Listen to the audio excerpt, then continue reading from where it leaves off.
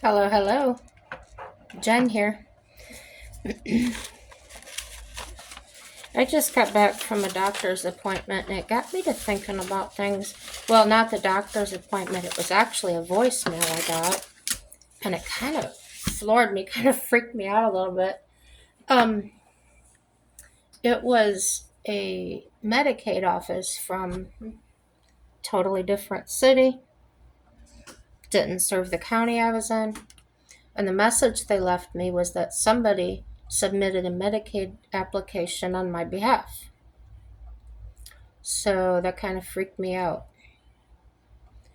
So I got a hold of them, and the way this turned out was the state actually submitted it. And what this was for was to try and help offset some of my Medicare. I don't remember what she said, maybe my premium or something. So I thought, well, I did some digging and I found something that may interest some of you, especially if you like to help people. There is I'm not going to anything she said because it'll be confusing to you. Anyway, here in North Dakota, and check your state too, there was all kinds of states listed on this place. But this North Dakota Insurance Department has what they call SHIP counselors, so SHIP, and there's approximately 45 volunteers located across the state. So, what this is, the SHIP, State Help, uh, State Help keep the State Health Insurance Assistance Program, SHIP, program running smoothly every day. And they're looking for volunteers who enjoy helping people, are dependable and understanding, patient and compassionate, have good communication skills, can protect client confidentiality, have no conflict of interest, are comfortable using a computer and the internet. So it doesn't seem like that would be that much. So this says contact the North Dakota Insurance Department to learn more about becoming a volunteer SHIP counselor. SHIP training materials are available through the Centers for Medicare and Medicaid Services, CMS, National Training Program. And I'm going to give you the website. And when you go there, all these places that I list, you don't have to, try and remember what I'm saying about those because they're listed there, and all you have to do is click on it. Yeah, easy peasy. So, NPT and State Health Insurance Assistance Programs, SHIP, technical assistance.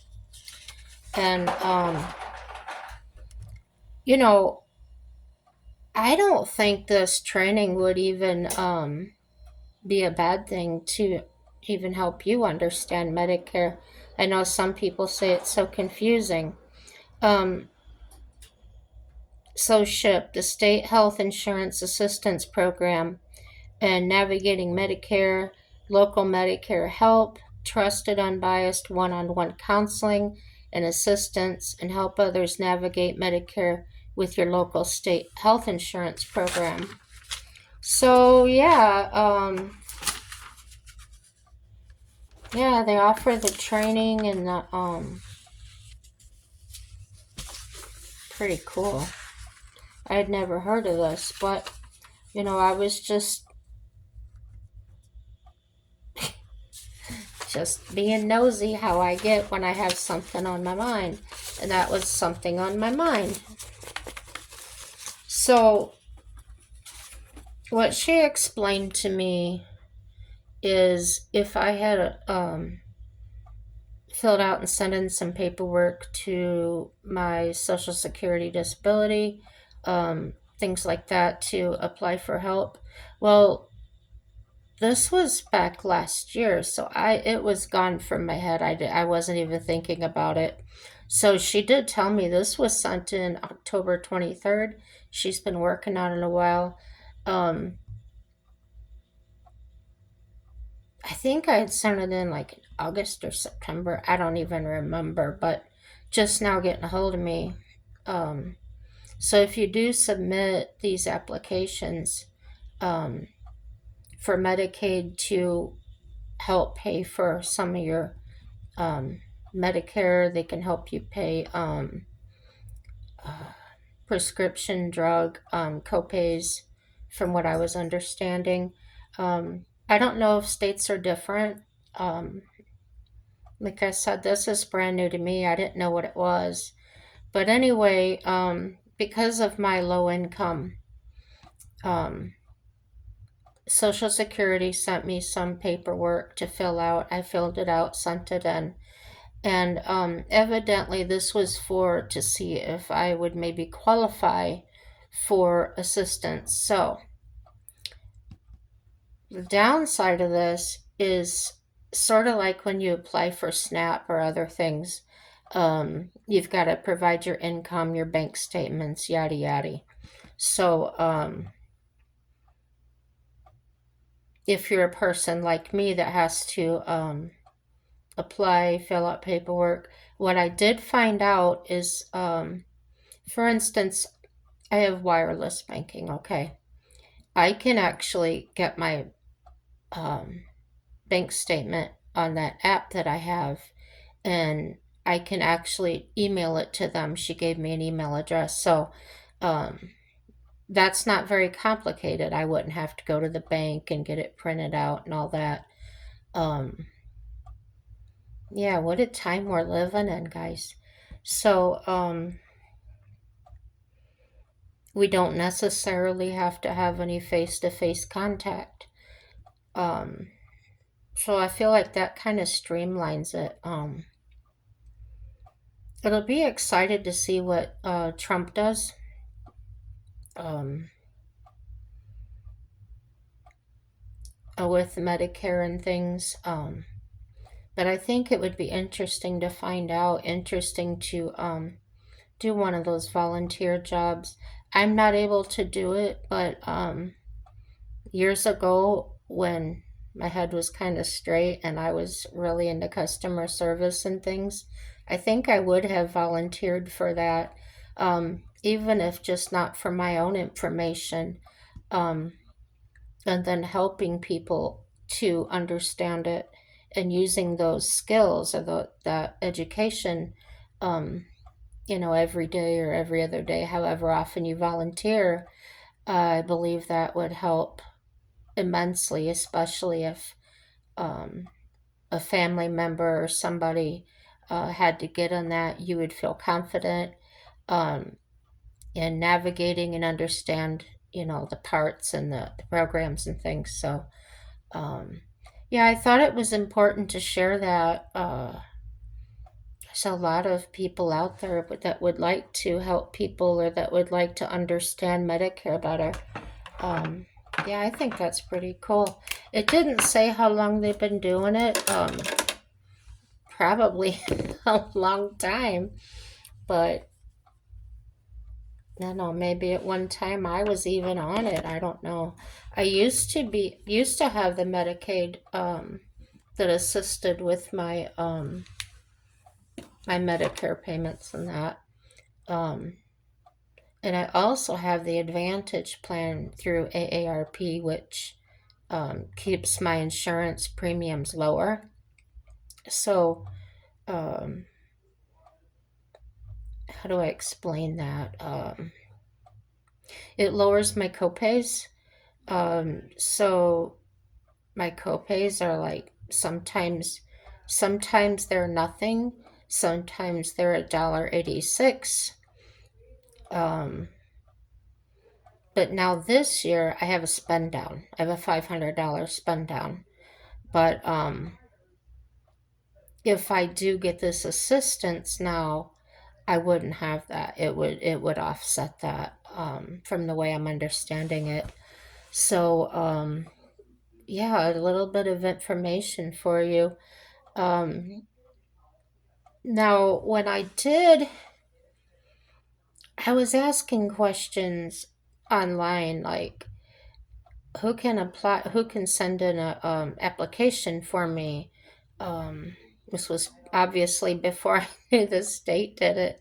Um, yeah, it was just kind of freaking me out, like who would have my information and things like that. But no, it was the state, and it was evidently because I filled out the assistance form to Social Security disability. So that is available online as well. Um, you can either fill it out. What you do is you create an account on the Social Security Administration um, website. I don't know. That guy's music is boom, boom, boom again, and it's really distracting. I usually put these in my ears, but right now I need to hear myself. Last night, oh my gosh, 3:45 in the morning. It was so loud. I opened my door to I was planning on going over there again, and it was so loud. It was like sounded like there was a concert in the building. So I came back and got my cane and pounded on his door with it about 25 times. I was so loud doing that. I just figured he couldn't hear me. That the maintenance man that lived way down at the other end of the hall, he woke up and stuck his head out there and he goes, "What? What?" He thought somebody was knocking on his door. And I said, "This guy and his music." I said, "I'm putting notes on his door. I've asked him in the hallway when I see him to please keep his music at a reasonable level or put his headphones on." The reason I know, or the way I know he has headphones, he's had double hip replacements, so he'll go walking. Um, the if you go walk like around the building, but there's like a big driveway, it's a mile actually. So he'll do that, and I've seen him with these big headphones on. So uh, my caregiver and I were talking about it today. And I said, if I have to go buy him a cord to something to plug into his stereo, I said it'd be worth it. What's it cost? Probably 15, $20. So the maintenance man told me, he said, you don't have to knock on his door. He said, just call the cops for noise disturbance. But like I told you all in another video, he's lost his entire family, his wife, his kids, and I can imagine to a point how lonely he would feel, how maybe lost he would feel. Um, and the loud music is how he copes. So I put up with it. It's not like he plays bad music. It's just old rock and roll and stuff, whatever. But after 9, 10 o'clock at night, it's really obnoxious. There's a whole maintenance room the size of a one-bedroom apartment between us. And my wall vibrates like he's in the next, sit in the apartment right next to me. It's really ridiculous. So, can't deal.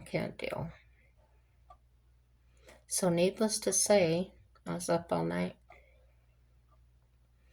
And then I had to leave here at 7 o'clock this morning because I had to drop Bubba off at the mechanic, so I gotta have all upper lower control arms done.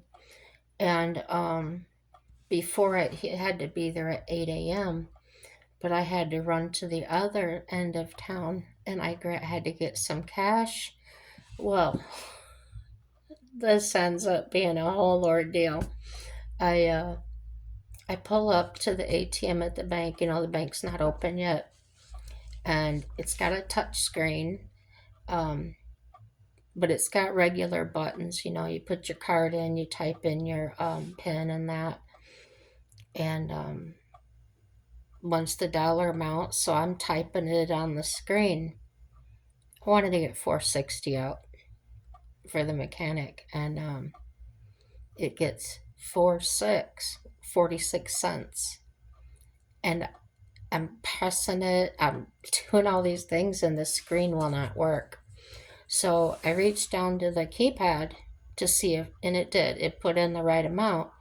But then when it says, "Is this correct?" Yes, no, cancel, or whatever, um, the screen's not working. And it's cold. And I'm like, so I'm using the back of my hand trying to warm it up. Nothing. I sat there for 10 minutes trying to get that screen to work. So it didn't work. Well, Walmart's across the street from my bank, so I know they have an ATM in there, but it's not free. It's $3.25. So I go in there, and it tells me I can't take out that amount.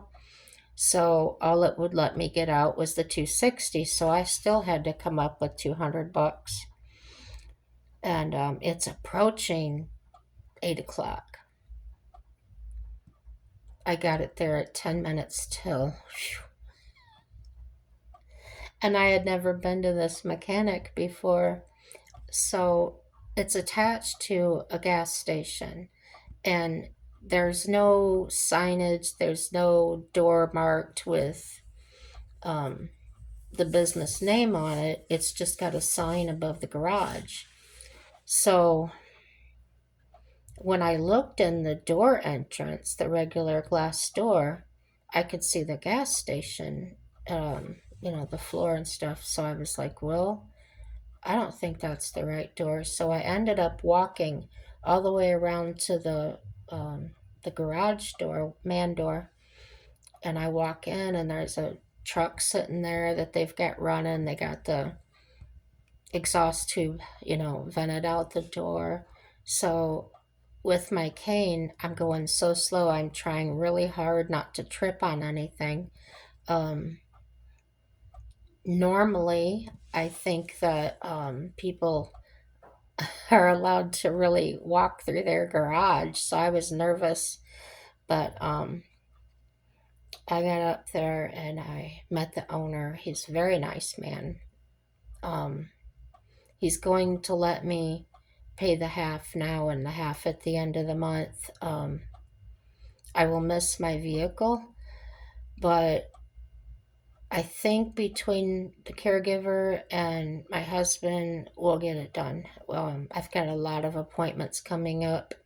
The one today that I had was for the pre-op for the getting ready for the surgery, April 2nd. So yeah, a lot of specific questions they had to ask me, and um, I'm allergic to codeine. I'm allergic to steri strips. If you know what steri strips are, they use them to usually close a hole in your skin that you didn't need stitches for. They can't stitch it because it's where it's at.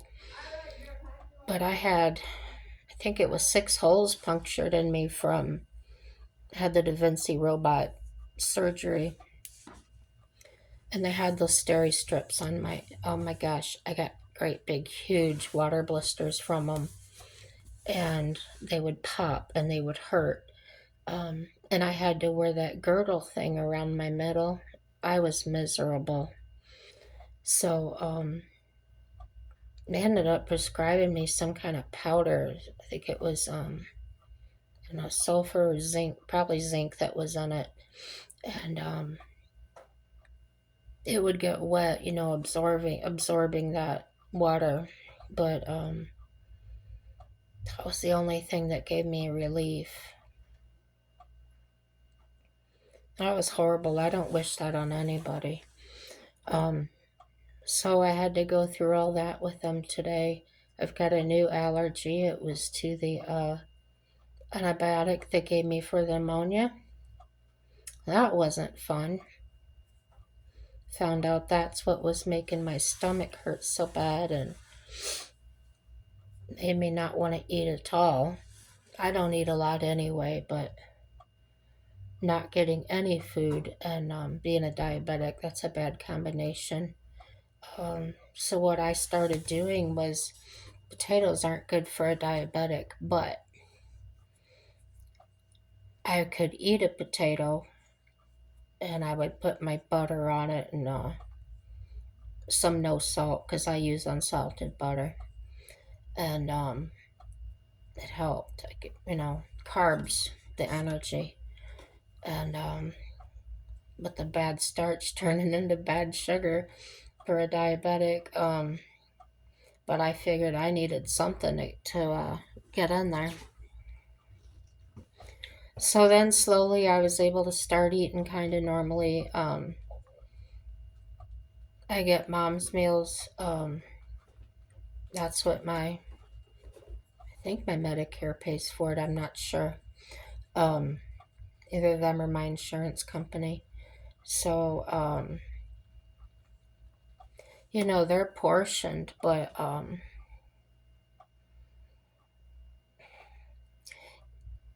it's like having a banquet dinner, but it doesn't have all the sodium. They're healthier, but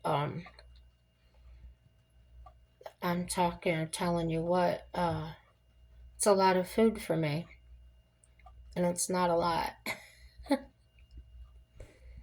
So what I'll do is I'll make one, usually about this time of day. It's about, yeah, it's 4 now, but I usually make it around 2 or 3 for lunch. I'll eat part of it, and then I'll have the other part for supper. So, yeah, 1 meal a day, but at least I'm eating. I just never have an appetite. I never feel hungry. But when I went to the doctor today, I gained 20 pounds. My caregiver Cheryl's there. She goes, "How?" I said, "That's what my body does." Um, in 1 year, when I was so after I got married, 1920, I gained 100 pounds in a year, and it's never come off. My cousin, who's an RN, she seems to think it has something to do with my endocrine system, which that's huge. There's like nearly impossible to try and nail it down there, right? So, I do need to go see an endocrinologist. Man, I got all these doctor's appointments. Um, Gosh, my cardiologist, I had to schedule my appointment a year ago, and I can't see him until August. Um, with that medical supply company, the craziest thing, these people from a different department, it was to reorder my CPAP supplies. They called me, wanted to know if I wanted my supplies, and I said, well, your corporate office told me that they would no longer do business with me. So she gets my information because she wants to look it up in the computer, and she does, and she says, there's nothing like that in here. So, do you want your CPAP supplies? I said, yes, of course. Well, back when all that drama was happening, if you want to see the video, I think it's called Help Me with an Impossible Person or something like that. So, anyway, I had called the Attorney General on them, and they were starting to file a case for me. Well, then they told me that they saw my comment on the Better Business Bureau site and that they didn't want to do business with me anymore. So I called the state's attorney back and told them. And she said, oh, well, it's kind of pointless then. You're probably not going to have the outcome you want because they refuse to do business with you now. However, if they call you and want to do business with you, let me know. What do you think, guys? Should I do that? I'm on the fence about it. I don't really want to deal with the local office. That's that Tiffany chick that runs that place. So, but it might be nice to go in there and stick it in her face that I'm still a customer. I don't know. I guess it'll depend on my mood that day if I feel like being a stinker. Um, yeah, things are good. It's just funny how things work out sometimes. Um, yeah, I seriously want your opinion. Should I call the state's attorney back or um, anyway, if you didn't know, if you call your state attorney, um, there is a department for medical complaints like that. So if you do have a problem um, with doctors, whatever, medical, um, they do have a department for that, and they were very helpful. Of course, this is North Dakota. I can't speak for other states how they would be, but I found it very helpful. And actually, that tip came from one of you guys, one of the subscribers had mentioned that to me. And I thought that was totally out of the realm of it. I didn't know how that would help, but it really did. I'm glad that I called them. So the people came yesterday from this place called Options. Um, what they do is they can get me grant money. It does not affect my disability because when you're on disability, if you earn any income, let's say more than $600 a year, they'll take it back out of your disability or they can stop it altogether. Okay. So I asked, well, if I get that money, is that going to affect my disability? And they said no, because it's not considered income. So fixing my car is like $950. And I gave him 460 today. So what she told me is, I asked, well, I can tell you this first. I'm getting ahead of myself. I told him I don't get paid until the end of the month, the last Wednesday of the month, right? So, would he be willing to hold it that long until I can get the money? And yeah, so I was very grateful to him. He's a very nice man. He was the owner. And so, anyway, this, what is it called? The Resource Center for Independent Living. And maybe every state has this, every county, I don't know. The grant money, because I've put up about half of what my car repair would be, she said they could probably pay off the rest of it. So, and they do all kinds of other things too.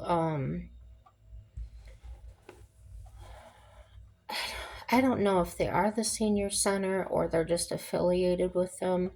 I know in Indiana, the place I worked for was called Community Action, and I drove transportation, but there was other programs. Um, I would go around in the morning time. I had a route. I would pick up people that wanted to come in, and they would have a lunch. They would have socializing, and some of them sewed, some of them, did puzzles, things like that. So when they were explaining these things, they wanted to help me get out and socialize. It sounded really similar to what the company I was working for did. Um, so I'm encouraging anybody that can do that. I am not a social butterfly. Thinking about doing these things is terrifying to me, but I'm going to push myself. I need to expand my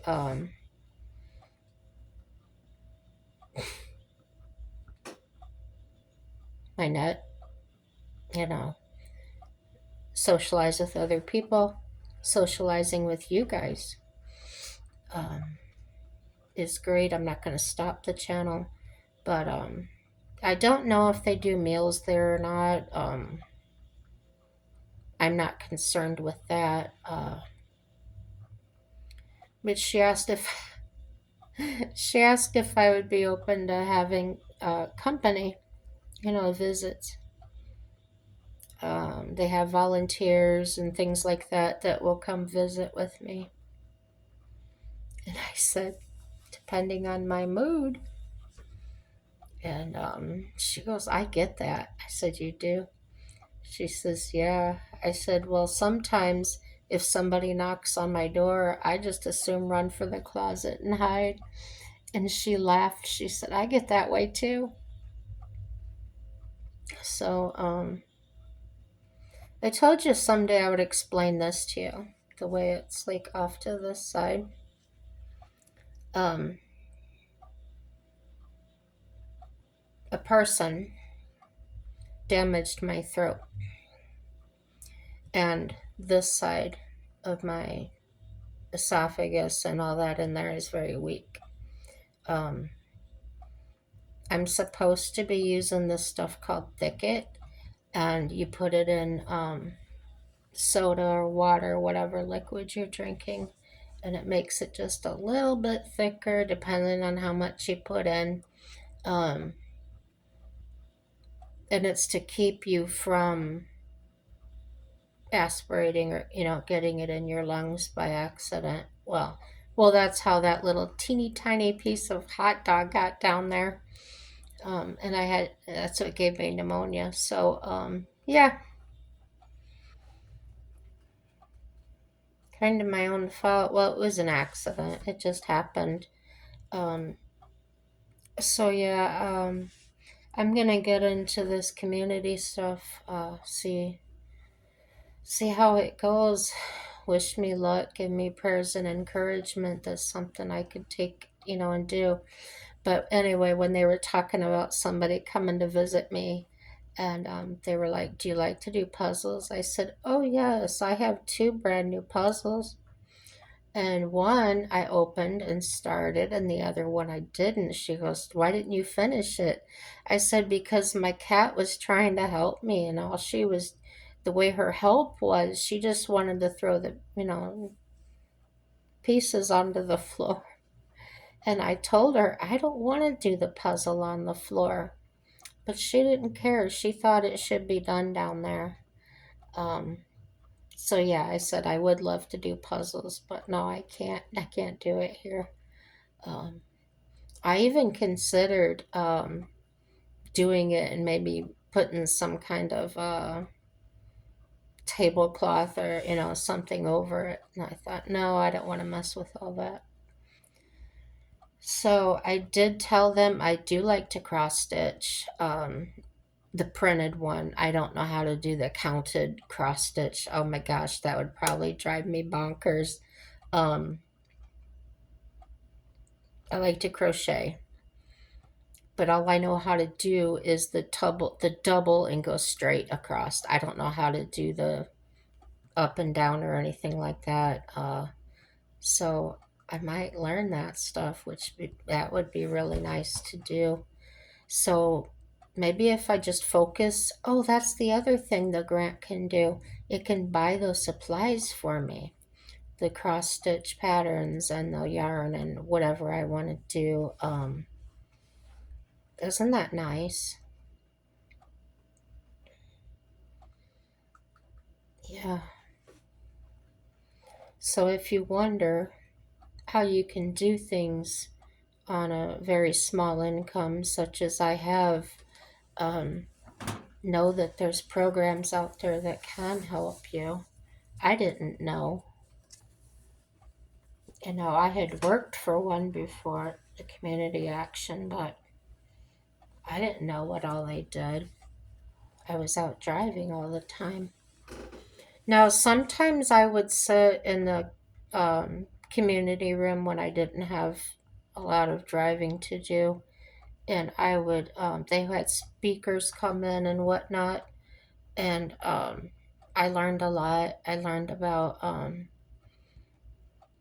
how to shut down your credit report. So, um, whether it was Equifax or TransUnion, you could actually lock them and put passwords on them. So if anybody actually tried to apply for something in your name, if they had gotten your social security number or something, um, if they were trying to run your credit, they couldn't. They would have to have your access number, your they have all these questions that they list that they would have to know the answers to, and a password. So very secure. Um, this here. This is from, it's called NDAK, and they pronounce it NDAC. And this is a device that I wear. It's got a clip on it, but it also has a lanyard that comes with it if you wanted to wear it around your neck. Anyhow, if I needed help, they can find me anywhere in the country. Isn't that neat? So what I would do is I would push this button and they talk to you right in this, and they can track you with this. So if I was out of state, I needed help, I can push that. They would immediately know right where I was at. I could just talk to them if I was able to speak. If I wasn't, they would just immediately send somebody for me.